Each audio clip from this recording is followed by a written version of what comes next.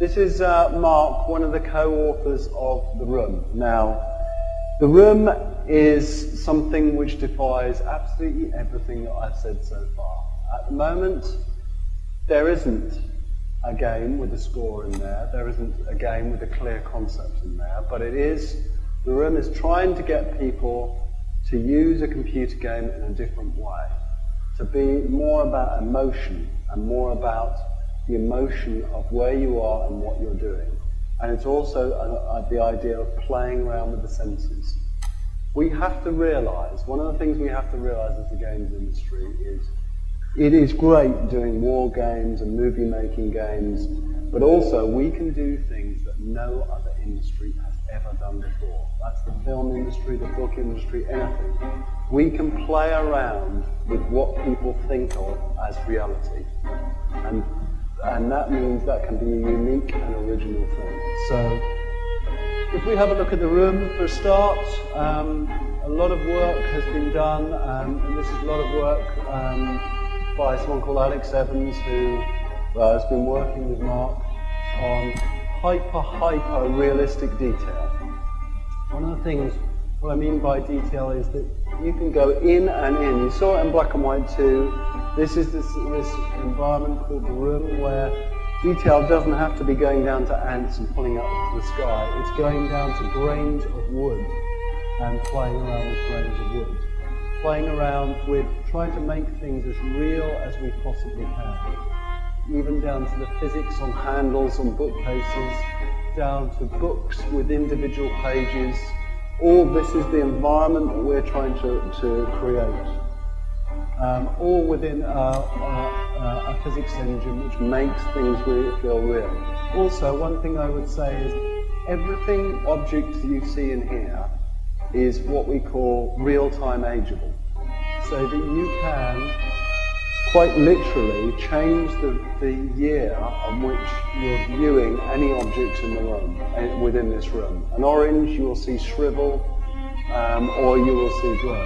And that's the reality that we're putting players in. So let's should we play around with reality a bit? I think we put X, can't we, to get the thinking? Was it X? Maybe not. I tell you what, if you want to go to the other room with Clay, which is 24, we'll just switch to another room. Yeah, go to the one. We're just switching rooms because one of the things here is to have rooms have a context, and you can only do certain things in certain rooms. And one of the things we want to show you is about portals. And portals are the ability to look at things in a different way. Now, I know what you're probably all thinking is, what the hell is the point of this? But what I say is, some of what I say is that we can play around with reality in a way that no other industry can. And we should be playing out, because it's only when we do things like this that we discover things that we have never discovered before.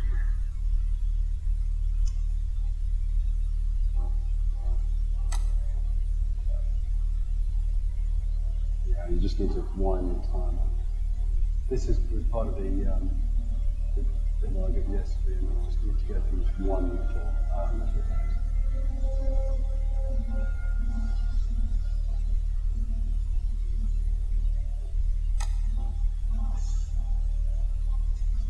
Incidentally, that clock, not only is it visual side, it's simulation side that we're doing. That clock is a simulation, and it has a simulation of hands moving. It's very hard in the time I've got left to give you the importance of that.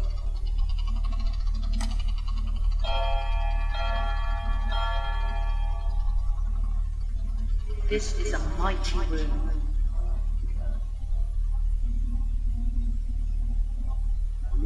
I hope if you don't have this bug this time, I'm going to be really pissed off and get really upset. This is a portal. It's looking into another space. We can just walk through that portal into that space. When you're inside a portal space, then everything within that space has that context. Within its precincts, hopes have played.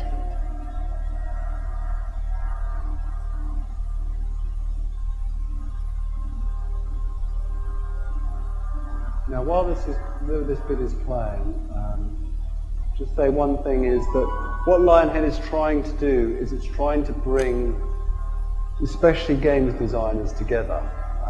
And if anybody is interested in applying for a job at Lionhead,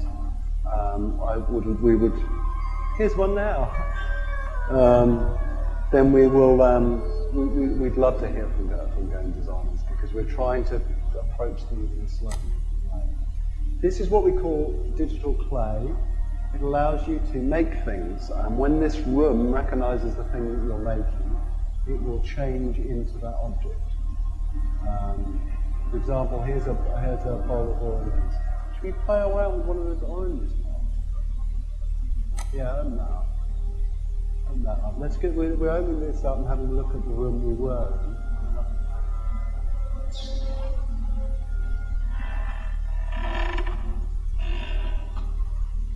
Heavy. Okay, there's the room we were in. Of course, we can still go back in that room because it's a portal.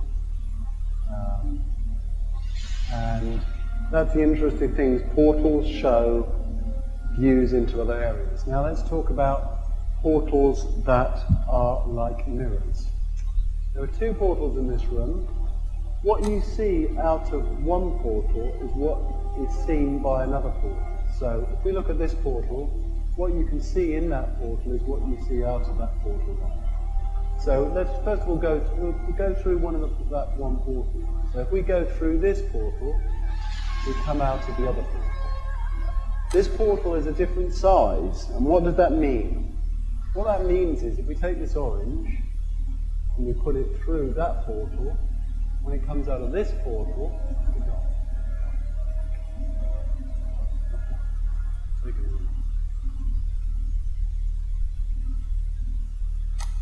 it comes out bigger. And we can keep doing that.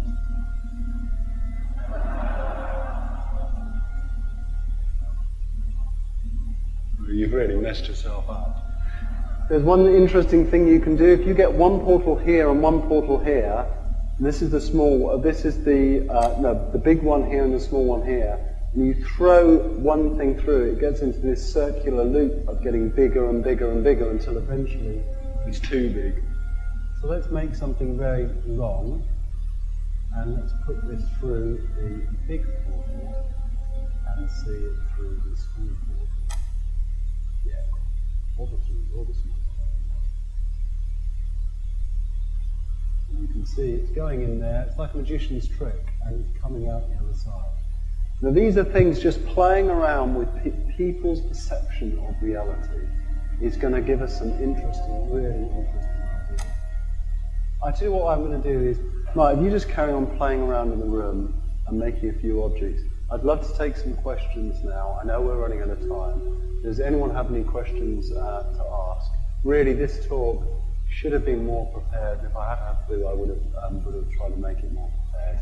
But the whole idea partly was to say, here's some of the challenges that we've got for next generations, and here's some of the way we're approaching those challenges, and also to inspire people by some of the stuff that we're doing. So anybody, any questions at all?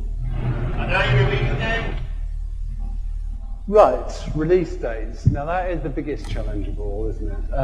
Black and White 2, we would be idiots not to balance the hell out of it. Our schedule currently says this fall. Whether or not the final balancing means this fall is another thing. The movies, again, we would be foolish not to balance it. Our schedule says,